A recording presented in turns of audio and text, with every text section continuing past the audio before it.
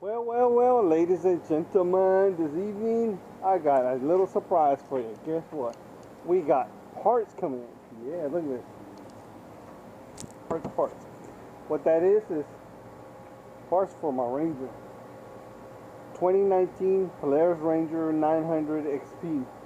I'm sure if you've seen some of my videos before, you have noticed that I have been adding little by little here stuff. So this time we are going to be doing a radiator relocator. I'm going to be moving the radiator up here. I wanted one that would take right underneath the hood because I wanted to keep it stock as much as possible. I didn't want it to stick out and block the view and stuff, so we're going to be putting it down here. It's going to require a little bit of cutting and a little bit of moving parts around, but nothing major. It's pretty easy according to the instructions. But let's go see the box. We get instructions. Also, it tells you all the stuff, all the instructions, how to get it together, how to put it together, what to do, what not to do. Also, it gives you an inventory sheet. For those of you that are getting parts and get parts, look at this inventory sheet. Read the instructions because, well, you could mess stuff up. So we get bolts, screws, a couple of fittings, and clamps and stuff like that. I've already opened the box here yesterday. I went through the whole thing and counted everything, and everything seems to be there. We got some brackets, hoses,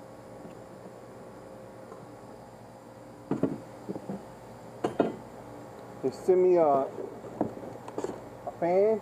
This fan is different from the one that Polaris has in there. This one's a slim line, so it can fit in the little space that is going to be going in there. And a couple of brackets. This is for the front part. And this goes on top of the hood. I'm going to have to cut the little spaces out. And here is the screen. I got to make the screen that goes on in these holes right here. And we're going to put it together. All right, ladies and gentlemen, here we are. We're going to continue talking about this radiator relocator installation. However, I want to make plain and clear to you guys so you guys understand here. This is not a how-to video of how to do your radiator relocator kit.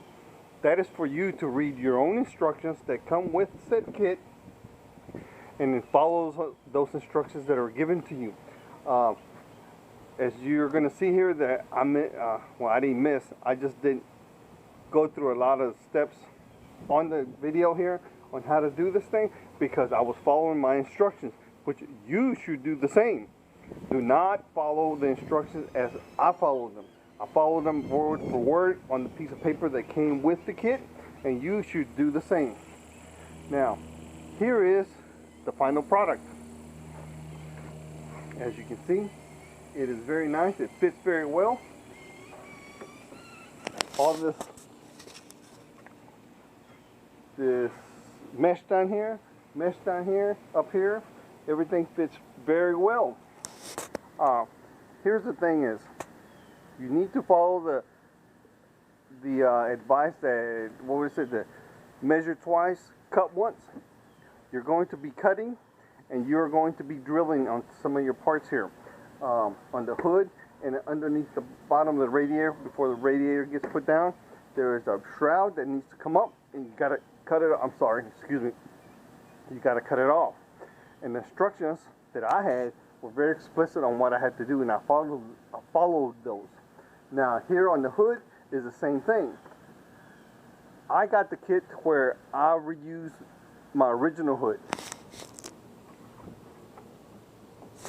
There's a kit that comes where it replaces the whole hood and they give you another one. It's more expensive, but I wanted to keep mine as stock looking as possible, which is why I chose this. They also have another kit that has another scoop up here that you can use your old hood and put another vent up here, a hood scoop sort of thing. Can't remember how it went, but I didn't want that. But here it is, so you can see the end product. Later on in the video that I go through, I'll show you some more of the stuff here, and what it does. how it's supposed to go. I've already burped the system. It's all ready to go. But anyways, watch the rest of the video and you'll see more stuff. Well, ladies and gentlemen, here we are on the second day of this project. We're almost done. Remember, I was telling you that we were in the process of relocating the radiator. Anyways, the process is very simple. You're going to have to drain your coolant system. Be careful if you have pets. Make sure you catch it. A bucket. You don't want them to drink that stuff. It's bad for people. It's bad for pets. Anyways, it's very simple. It just says you follow the instructions. There is you go ahead and remove the shroud and stuff like that over up here. There's a piece right across the top of the radiator that you're gonna have to cut. It's made out of hard plastic. Right underneath that, it's got a little lip that comes out. As whenever you start working on it, you'll see also the instructions tell you this thing. You have to cut that flat or straight against the frame, which is, anyways, that's the frame. So you got to get that little piece right here that's underneath here. You got to cut that nice and straight, even across the frame. Very important. Also, it tells you to disconnect everything off your fan. And, you know, when you pull your radiator up, you got some hose connections there. You got to disconnect it, bring it up, set it off to the side, and start working on that. There's 4 bolts that you take the fan off the back of it, and your fan and your shroud come together, and your radiator separates. Then you take your brackets, read the instructions because there's a way that they go on, and you attach those with the same bolts that you took off the fan shroud. When you disconnect it from the radiator, take the 4 little bolts, use them on the bracket, put the brackets on. Then you take the bracket and the radiator and come back and measure. You gotta mark your holes. That one and that one. Mark them, put them on there, and drill some holes so you can drive the bolts through. They are not self-tapping screws, so therefore you're gonna have to drill the holes out. Also, right up here up front, right here, and right here, they have a little shroud that goes across the front of the radiator. Anyways, you have to trim that out because the radiator has to come down a little bit because the fan will hit up against the frame back in the back. So you got to drop it down a little bit, and that's going to be in the way. So you just trim that out a little bit. Also, instructions tell you that, and that's how it goes. If you have anything in here in the way, you have to remove it. Temporarily, I have placed my overflow bottle off to the side right here. I'm going to make a frame, and I am going to mount that in a better way. It tells you that you got to mount it up to the firewall up here, but I couldn't find a good way to get into it to service it later. I'm going to do it right here, but now I'm going to make a mount for it later. So that's where we are now. It's on. The other thing, your fan, you're going to have to cut it about 6 inches off the old fan shroud and the wire, about 6 inches off, and take that clip and take that connector, and you're going to have to attach it to your new fan. And blue to blue, black to black. Remember that. Otherwise, you're going to wire it backwards, and the fan's going to start blowing out, not down like it's supposed to. Anyways, that's pretty easy. You attach everything back in there. It's going to take a little while. It's not a. If you've never done this, it's going to take you a few hours and some tools. Nothing special. It's everything like hand tools, but you're going to have to work it. Also, next thing is I got everything hooked up, everything tied down, clamps, everything, and serviced up. Remember, when you service this, Polaris has a hard tendency to burp the system. So you're going to have to be slow, methodical, and take your time. Make sure that your overflow bottle is properly serviced before you do anything else. Make sure that this bottle is properly serviced. It has enough fluid, because the system is going to have air in it, and it's going to start burping it out, and it's going to burp it out into the overflow. And when it starts to cool down, it's going to start drawing coolant back up. You want to make sure you have coolant in that bottle so the system can fill itself back up. You should not have to reopen the system again. You can probably do everything through the overflow bottle. Just make sure your overflow bottle stays full. But so far, that's where we're at. And hopefully it'll work here pretty soon. I still have to get the part of the top of the hood done. So that's the next step. Well, last step was putting the grill on over the radiator. As you can see, there it is. There it is. I'm still not completely done because I got to paint it.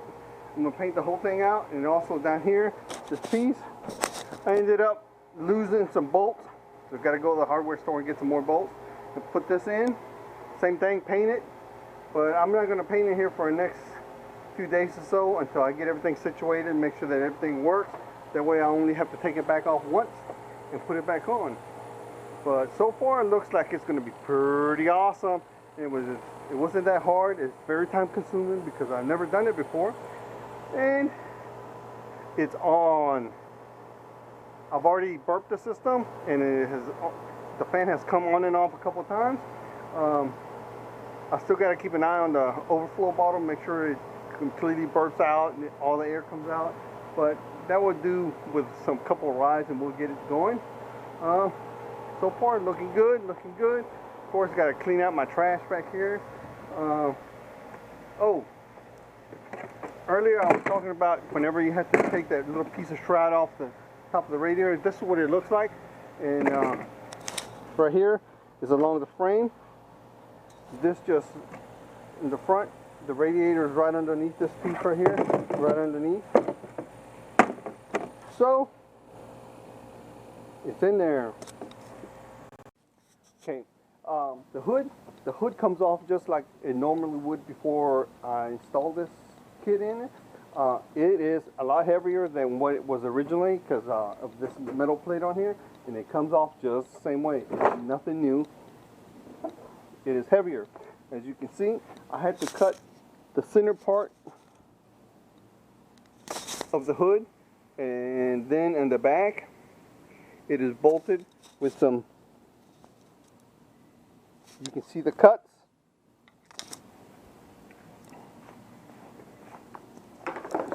Sorry, I had to move around so I can set it down with one hand. Anyways, you can see where I cut the hood down and made the hood where the mesh goes and how it's attached to the hood now. It's several. They gave me several size screws in there, so you got to pay attention to what screws go where, and they tell you where each one goes.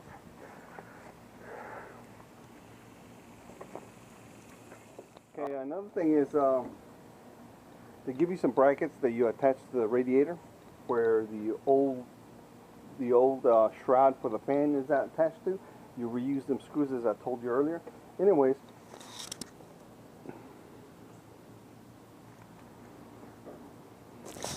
those two bolts I showed you. Anyways, you have to attach those brackets to the back of the radiator, set the radiator down on the shock strut that goes across this area here, mark your holes, and you have to drill them. Now, the kit on mine came with some screws, some bolts that you put on there. And you have to reach from the bottom up in the shock strut to put some nuts in the back to hold it. What I did on the other hand is, because I know that I put it on, eventually somewhere down the line, this radiator's got to come back up for whatever reason, because the fan goes out or something, you know, or the electrical problems, it's got to come up. So what I did, instead of using the regular bolts that they gave me, I ended up going to the store and getting these things called, they're referred to as nutserts or rivet nuts. You can find them on your hardware store. Anyways, go in there and drill a hole, put these nutserts, rivet nuts in there, they expand, and they have threads in the center, and then you just put a bolt in it. The threads always stay there. It's like a nut in the back of it. You don't have to do nothing. It stays there all the time. And it will make it easier to take it on and off, because all you have to do is remove the bolt and the nut stays there and it's good to go. Well, that's most of the installation that's done, is ready to go. Like I said, I've already burped the system. It runs, the fan kicks on and off like it's supposed to, it cools down, and it does everything. The only problem I think this thing has that I'm having a hard time deciding to install is the overflow bottle. Yes, I know you can see that it's got a zip tie. The reason is because I haven't decided exactly where I'm going to mount it or how I'm going to mount it yet. Eventually, I'm gonna work out a way to put an actual mount that is permanent and stays there, and that way it continually secures that bottle in one position, keep it from flopping around and busting out, or And it's also, I want it to be able to be easily serviced, because once the cooling system is flushed and full and running correctly, you should never have to open the radiator cap at all for any reason whatsoever. If you need to service it, you service it through the overflow bottle. That's the purpose of the overflow bottle. As the coolant expands, it goes into the bottle. As it's going through the hose, going to the bottle, it's cooling down, it's condensing, turns back into liquid, which it stays in the bottle. Now, by not staying hot all the way through, it limits your evaporation, so you shouldn't have to service. You shouldn't have a lot of liquid loss in your system. So make sure you keep this bottle serviced correctly all the time. You shouldn't have to open the radiator cap, and if you do, you have a problem, you have a leak somewhere, and you need to correct that. But I think this is where it's going. Anyways, as you can see, let me show you. Here's the bottom.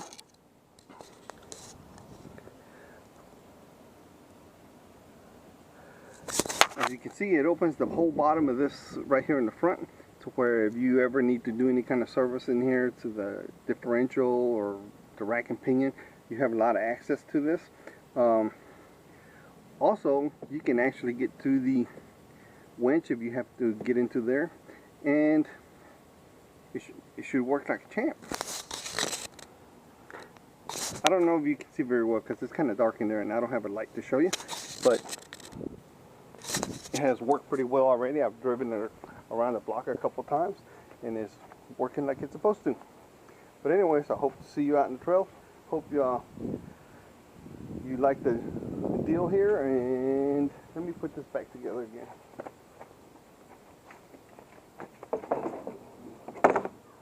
Once again, the hood goes back just like the original.